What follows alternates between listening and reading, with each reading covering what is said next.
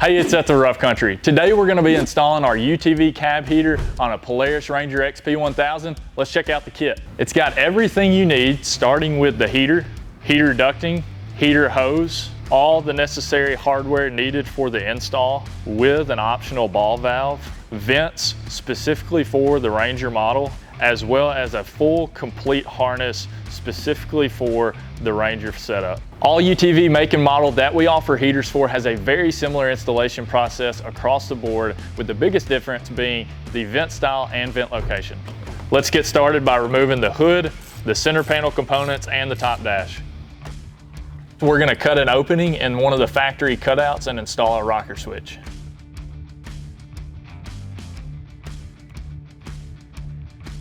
Let your heater plug hang to the side while pushing the plug-and-play harness through the firewall grommet to the front, connecting it to the accessory power bar. Using the cutouts provided in the instructions, we're going to make 2 hole locations for the lower vents. We've got our holes cut. Now it's time to attach our vents to the ducting itself. And with the provided zip ties, tighten the vent down to the ducting. To give you a visual context before we move to this next step, you're going to take the opposite end of your ducting, slide it through the pre-cut hole you just made with the adapter coming through the back side to slide it all the way down and securely fasten your vent.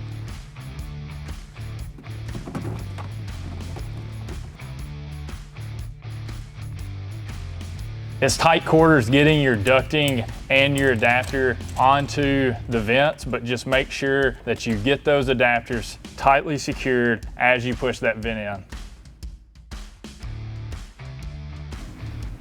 Now that we've gotten that nice and tight, you'll end up with 2 pieces of ducting that are ready to hook up to the heater itself.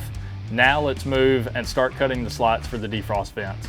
We've got our template placed to cut the slots for the defrost vents. Let's start by getting our first 4 pilot holes.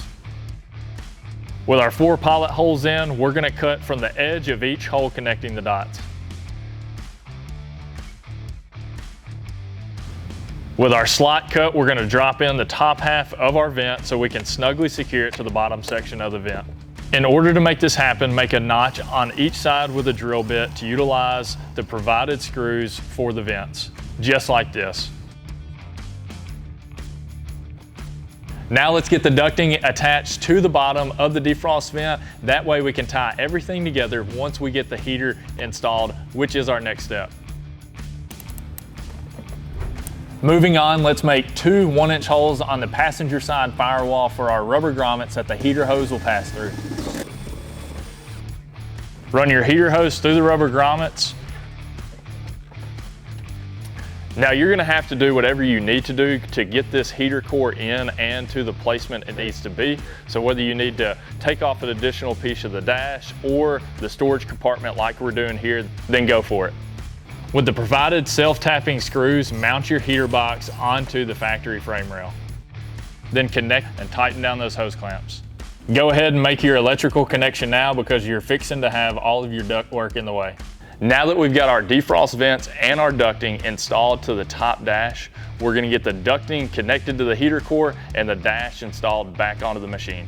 One little tip, if you're having a tough time getting your ducting onto the blowers themselves, take a flathead screwdriver, and once you kind of get one little piece on, you can kind of start nudging along to try to get a better bite onto that blower. Okay, so we've got the ducting onto the heater itself. Next is going to just be putting our top dash back on with all the bolts and the push rivets, and we'll go from there.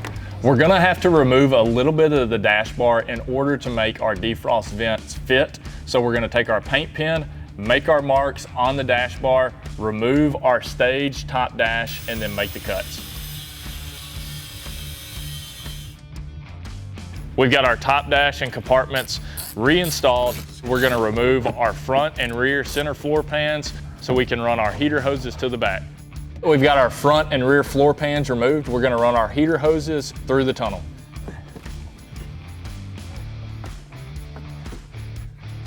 We've got our heater hoses to the back. Next step is to cut the radiator hose and connect it with this Y fitment.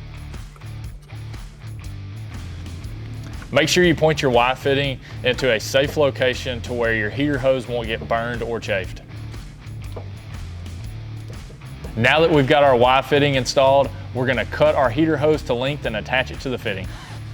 Before you get this process started, make sure you drain your coolant. We're gonna locate our oil cooler line, cut it, and install our Y fitment.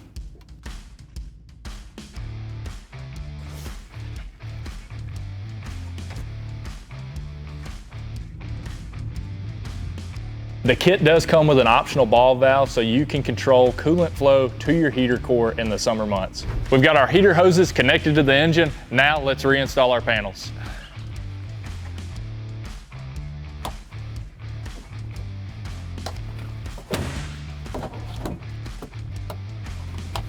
To wrap this install up, we're first gonna loosen the bleeder screw, which on this Polaris model is on the cylinder head. For your application, it may be in a different location, and then we're gonna pour our coolant in. Be sure to consult your manufacturer's recommendations. We've got everything buttoned up, our coolant's topped off, and our heater is blowing hot air.